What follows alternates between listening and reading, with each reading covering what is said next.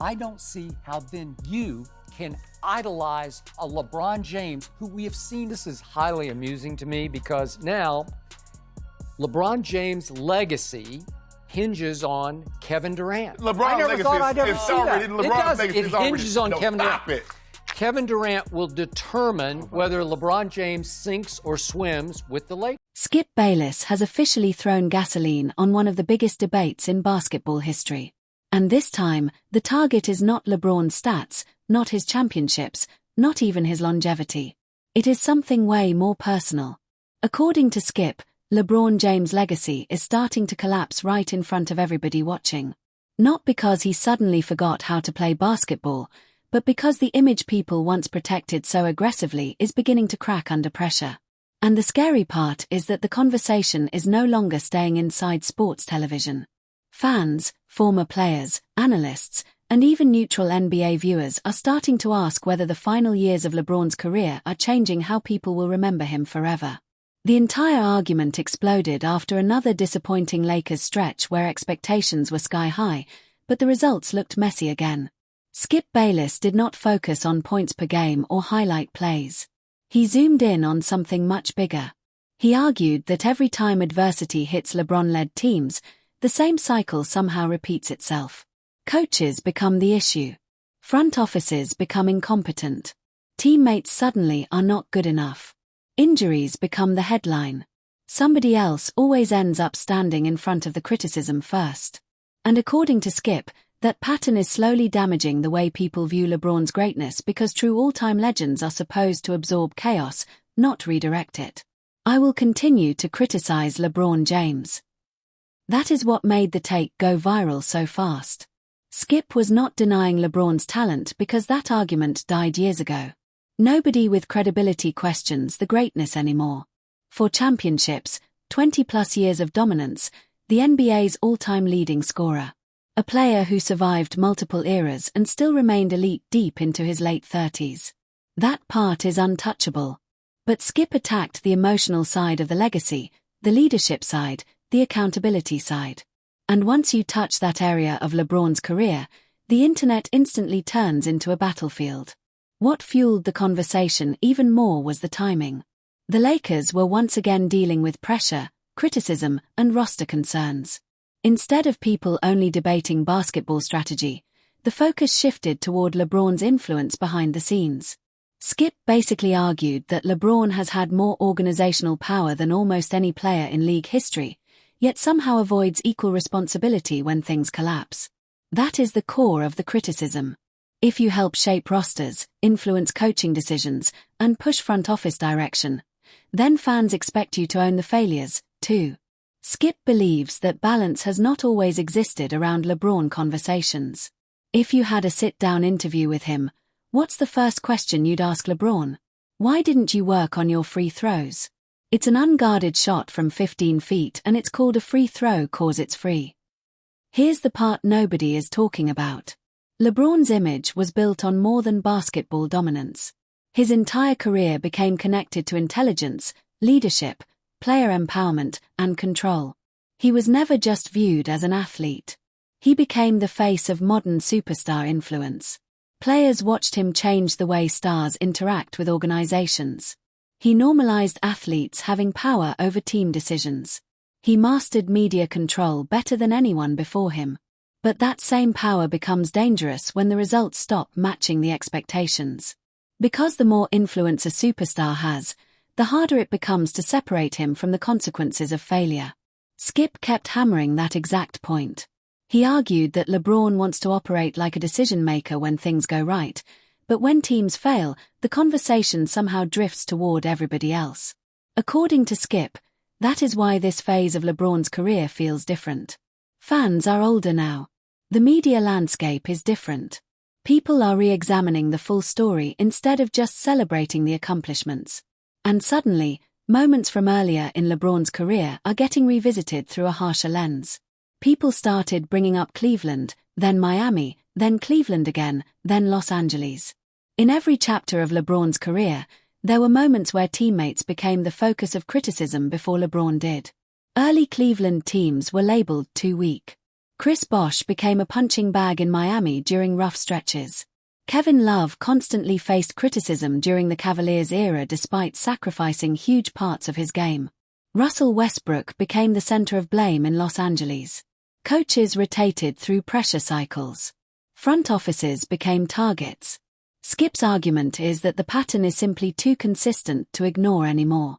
Stephen A. Smith said LeBron is hurting his legacy by switching NBA teams so much that it affects his standing when it comes to LeBron versus Jordan debates. Mike didn't move around and didn't want to move around. He wanted to play against the best. He felt like he didn't need to go chase players to join his team. He just beat the best because he felt like he was the best. Now, to be fair, some of those criticisms absolutely had truth behind them. The Cavaliers failed to build elite championship rosters early in LeBron's career. The Lakers made questionable roster decisions. Westbrook was clearly an awkward fit. Injuries ruined several promising seasons. Nobody serious denies those realities. But Skip's point was not that LeBron never had valid complaints. His point was that legendary leadership means publicly carrying the burden even when others deserve blame privately. That distinction is where this entire debate becomes emotional instead of statistical. The reason this conversation exploded so hard is because LeBron has spent 2 decades being compared directly to Michael Jordan. And when fans compare players at that level, the standards become almost unfairly personal. Jordan's image became tied to ruthless accountability and killer instinct. Kobe Bryant's legacy became attached to obsession and pressure. Tim Duncan became known for stability and sacrifice. So when Skip questions LeBron's leadership style, he is not just criticizing basketball decisions. He is challenging whether LeBron emotionally fits the image people attached to the greatest competitors ever. Maybe he realized we can't win. Do you know what I mean? And that's what it looked like to me. All I'm saying is I expect great things from a great player. Social media immediately split into war zones. LeBron supporters fired back by pointing at the impossible pressure he carried throughout his career. 8 straight finals trips do not happen without elite leadership. Younger players constantly praise his basketball IQ. Teammates talk about how much knowledge he shares. Supporters argue that no player in NBA history faced more expectations from age 18 onward and still delivered at this level for this long. But Skip supporters pushed back even harder. They argued other legends dealt with flawed organizations, too. Jordan struggled before Chicago built contenders.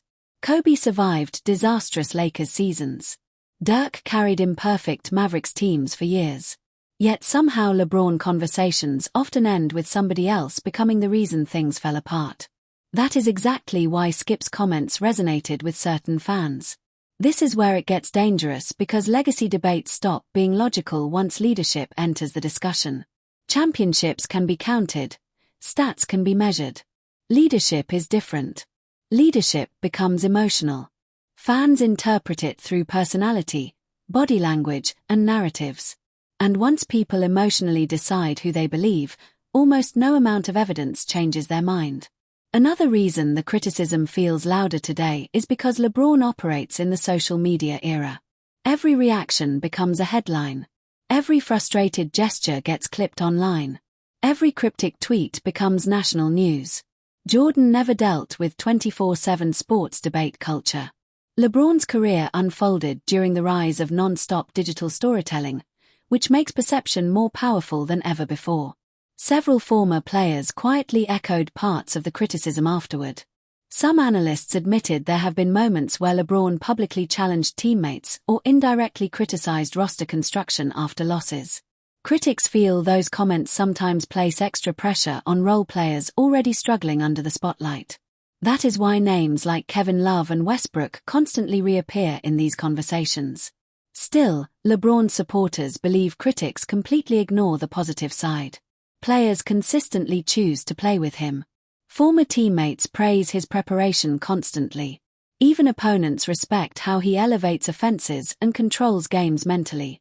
Both sides can point toward real examples, which is why this debate refuses to become simple. This is where young players usually make a mistake. They think influence automatically equals leadership. True leadership becomes visible when everything starts collapsing.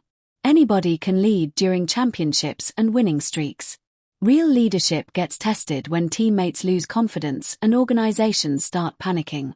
That is the exact area Skip believes separates LeBron from other legends. The trap of player empowerment made everything worse.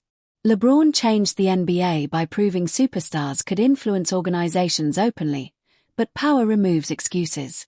If a player helps build the roster, fans expect accountability for roster problems. Skip's criticism basically revolves around that idea. What makes this fascinating is that both sides are arguing about completely different definitions of leadership. Supporters see leadership as elevating teammates and maintaining greatness over time. Critics see leadership as publicly absorbing blame and refusing to redirect responsibility during failure. Both definitions contain truth, which is why the debate never dies. The scary part for LeBron is that narratives become permanent near the end of careers. Every future Lakers failure now gets filtered through this conversation. Fair or unfair, the narrative is already growing legs. This debate is no longer just about basketball. It is about memory, about how future generations will interpret LeBron once the career is over. Once doubts about leadership attach themselves to a superstar, they never fully disappear. When pressure hits and seasons collapse, does LeBron James truly stand in front of the blame the way the greatest leaders do? Because if this criticism keeps resurfacing every time things unravel, the legacy conversation may be changing permanently right in front of our eyes.